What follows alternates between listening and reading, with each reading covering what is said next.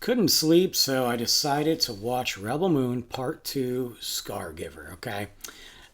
No, I didn't watch it so that I could fall asleep. I just figured I'm up, and this is a great opportunity to watch this movie, even though I didn't enjoy the first one, and just kind of really give it a chance. Now, this is going to be a little bit of a longer video, so again, if you haven't seen the movie, go back, watch it, come back. I'm really not going to give a lot of spoilers away. I'm not going to dive into the end. I'm just going to tell you my feelings on it. I don't think it's a secret that I'm not the biggest Zack Snyder fan. Now, what I mean by that is, I've already talked about it in a previous video.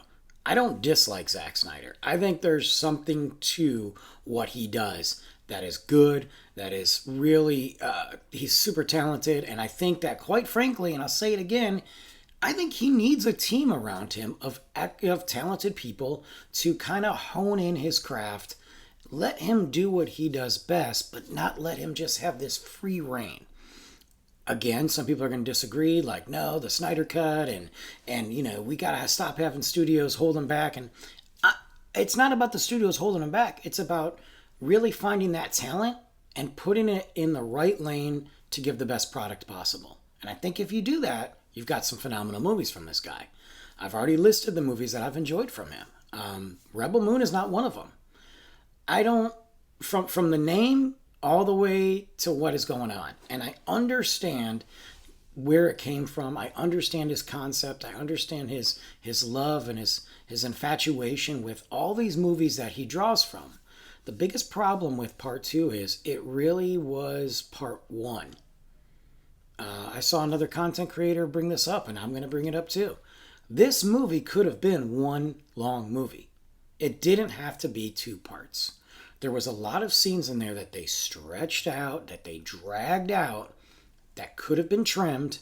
They didn't add anything to these scenes. They could have been trimmed, and you could have made this one movie, and it might have actually worked better.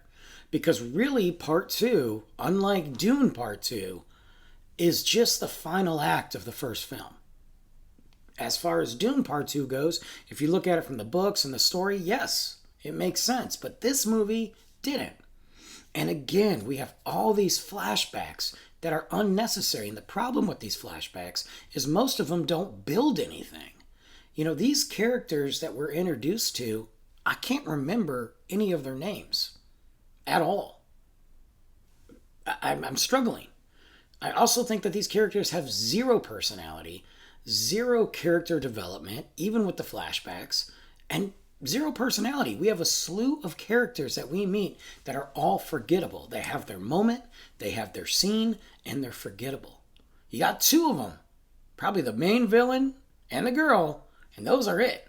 And the main villain, to me, not very exciting, but, better than most. Everybody's talking about the final battle.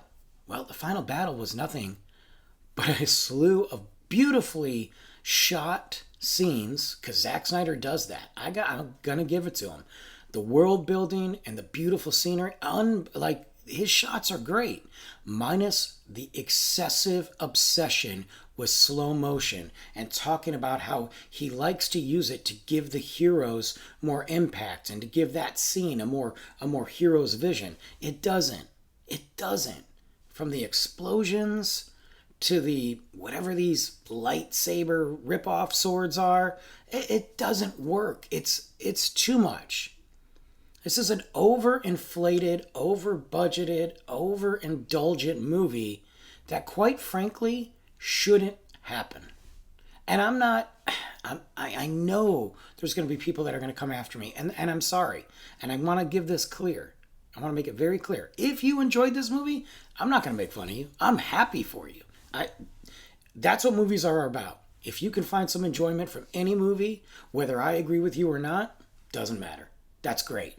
I personally, though, don't get it. I don't get the obsession. I don't get the Zack Snyder cult. It's strange to me that people can't even criticize something they love. I'm a big Marvel fan, but I can definitely criticize a lot of things. And I can definitely talk about Marvel films that I don't like. Even with the DC, which has kind of been, missing as of late, I can still point out some positivity in that. Look, I'm a fan of a lot of things, you know? I mean, some of my favorite musicians, I can still critique them and talk about things I don't like. But when you can't sit there and you're a fan of Snyder and you're a fan of his movies and you sit there and talk about how perfect everything is, come on, guys. We got to stop with that. Same thing with Star Wars, Star Trek. We can sit there and pinpoint and talk about criticisms. It's okay. Rebel Moon, quite frankly, to me, is a big disappointment. I didn't have high hopes for it, and it never even met the hopes I had. Zack Snyder talks about doing 5, 6 films.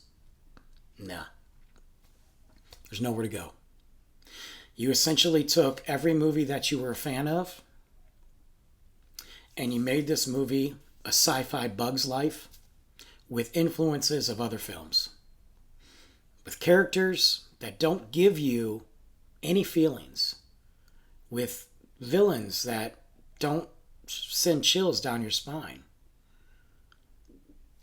I don't know. I almost think he was onto something for a minute. I really do.